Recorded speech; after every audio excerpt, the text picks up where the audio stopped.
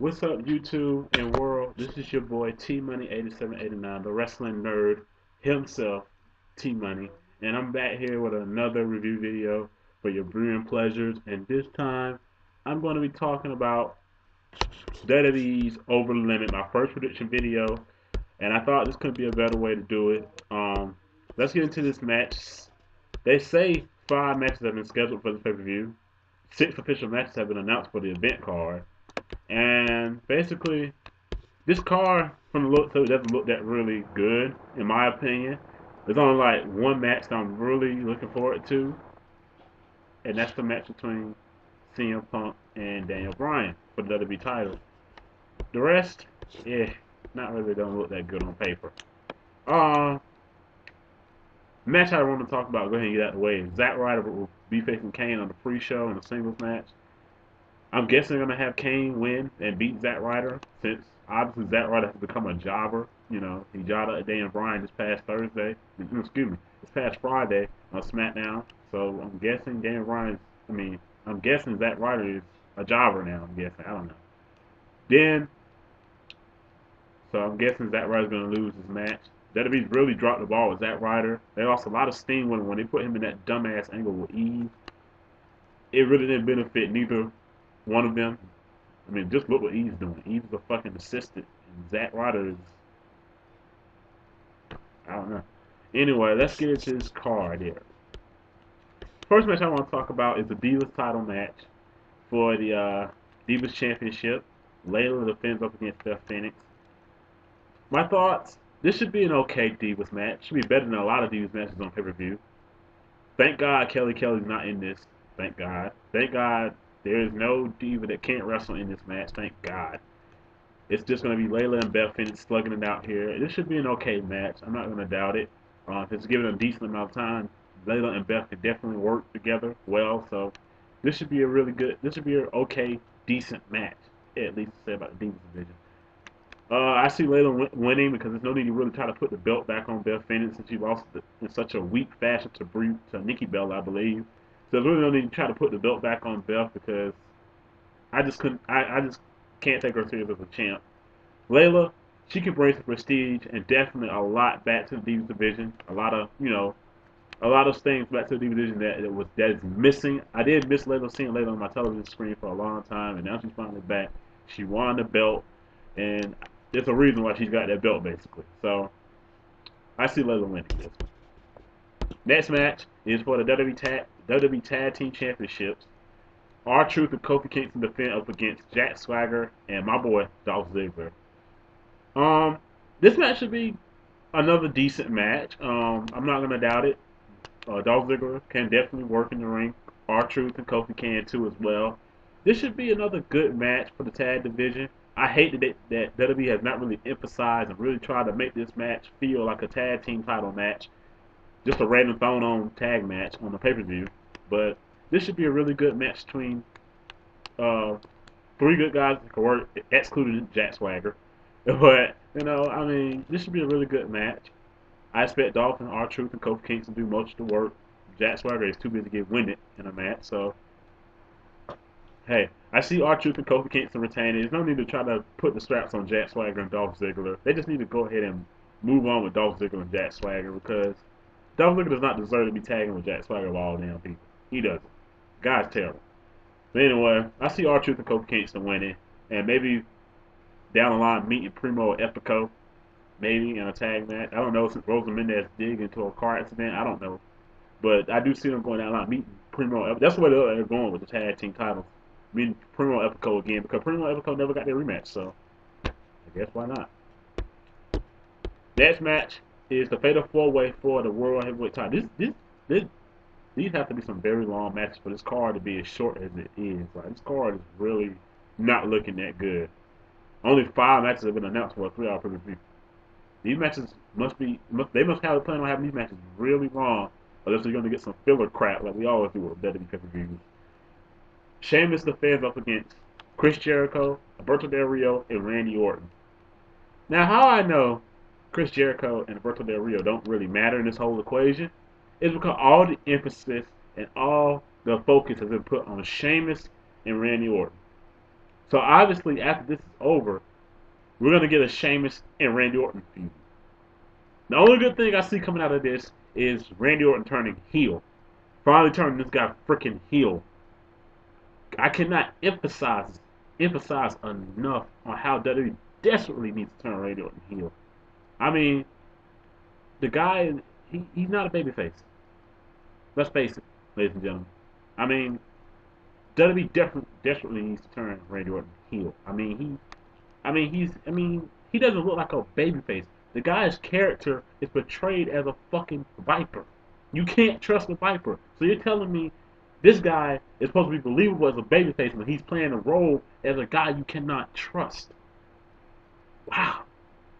And then you wonder why Randy Orton's not the big star and the big draw like they want to feature him as.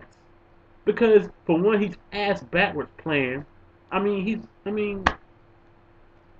just an ass backward character. I think Randy Orton was way better back in '08 when he was heel. In '09, he was really good. But now when he turned heel in 2010 and 11 and 12, oh God, what travesty.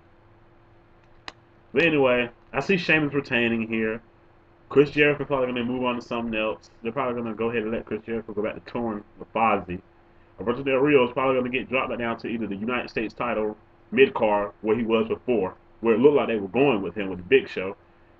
So obviously, only two men that's going to really benefit out of this whole match is Sheamus and Randy Orton. Oh, I wonder why. Anyway, I like Sheamus as world champ, but Sheamus has really not proven anything since he's been champ. I mean, it's like I'm the world champ. Praise God. That's it. But the match should be okay. I'm not gonna doubt the match just because I don't like Randy Orton. But I'm not gonna doubt the match. I'm a huge Sheamus fan. I like Chris Jericho, Alberto Del Rio.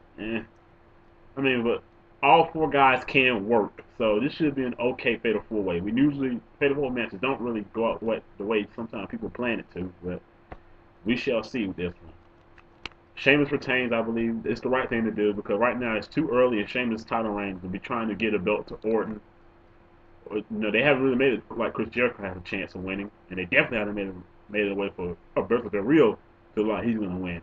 Only guy they really made liable is a threat to Sheamus is Randy Orton. And I wonder why. Next match is, oh God, John Cena versus fucking Johnny Laurinaitis. Why? Another filler program, another filler feud for John Cena. I thought John Cena was going away for a break, but no, not that he's poster boy. He has to be every pay-per-view. He has to be on every Raw. Oh God, Shawn Gates versus John Cena. Oh God, I'm not gonna order pay-per-view. I'm just gonna stream it. I'm not gonna watch this match. This is just terrible. I know it's gonna be terrible. You look at a guy like John Cena. They're probably gonna let Johnny Ace possibly do whatever he wants, beat him down for a little while. Johnny Cena super hulks up, basically, super Cena up, basically. Does his little moves of doom. Oh God, this match is not gonna be anything special. And WWE thinks this match is gonna be the drawing card for Over the Limit. I think the buyers are gonna speak highly about the pay-per-view. But anyway, I see Johnny Ace going over. I hate to say it. I would love for Cena to win. That's how much I hate Johnny Ace. I don't want him to win. Because it means if Johnny Ace wins, it means more TV time for him. And more of this guy and his damn smoker tone voice shoved down my ass and up my throat. But, oh God. Please, for the love of God. I see the Big Show coming back and interfering in this match because I believe Big Show's not fired. For those of you who think Big Show is really fired from WWE, he's not, ladies and gentlemen. It's all the storyline, baby. It's all the storyline. And it's going to come to a culmination this Sunday Over the Limit, where Big Show possibly comes back and turns heel and helps Johnny Ace win the match, or either he comes back and costs Johnny Ace the match. So it's really, who is the Big Show going to help? I see them WWE in their way of booking people these days. I possibly see the Big Show coming out, hitting John Cena, and helping Johnny Ace win the match, keep his fucking job. That's what I see happening, and that's what I think is going to happen. That guy. Anyway, moving on. The match of the night that's going to tear the house down. CM Punk versus Daniel Bryan for the WWE title. This match should be a great match. CM Punk and Daniel Bryan do have chemistry together. They go way back. Only thing I hate about this whole thing scenario, they haven't really put much emphasis. They haven't talked about these guys' history. They go way back to ROH days, the indie scene. They haven't done anything to really make this match feel like a big deal. Well, I guess one reason why you can't believe this is a big deal match because they're throwing away on a filler pay-per-view. Why can't this match been at SummerSlam? Had that build going to SummerSlam where these guys talk about how we're going to tear the house now and we're going to show the reason why we're two of the best stars in the world today. Why couldn't it be anything like that?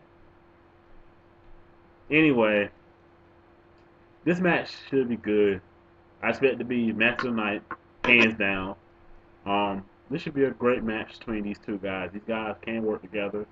Who I see winning? No doubt about it, CM Punk, baby. I don't see Daniel Bryan winning that fucking WWE title. I don't think that WWE will even think about putting the belt on Daniel Bryan. I mean, the way they treated him when he had the world title, ugh. Losing the world title on the biggest stage in them all in 18 seconds, yeah, you have a slim chance winning that damn WWE title, Daniel Bryan. I hate to tell you, buddy, but it's the guy on the truth. And all you fans out there, you Daniel Bryan marks out there that wants to believe that your boy can win the belt, it's not gonna happen.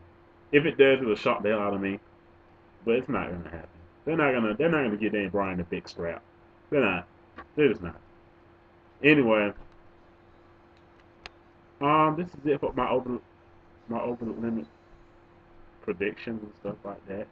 Make sure you stay tuned for my for plenty more videos. I'm uploading and stuff like that. Make sure you stay around, stick around, and I'll talk to you guys.